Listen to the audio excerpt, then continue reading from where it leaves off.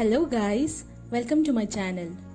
Today in this video, let us see how to open an account in KoBo Toolbox. It is very simple like any other websites. KoBo Toolbox is free and open source tool to collect and monitor the data collection both online and offline. To open an account in KoBo Toolbox, go to kobotoolbox.org website, scroll down to get started section. You have two services here.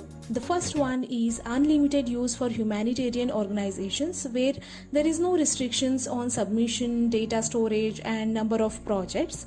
The second one is for researchers, aid workers and everyone else, in which there are few restrictions. Select the one which is suitable to you. I am selecting the first one. Click on create an account button. Now create an account form opens up. Fill the required information like your name, your organization name, your username, email ID, sector, country, gender, password and password reconfirmation. The ones with the red star are compulsory. Once it is over, click on create account button. You will receive an email to your registered email ID. Click on the URL given in the email. With this, your account in KoBo Toolbox or KoBo Humanitarian Response is activated. Let us see how to design a form in our next video.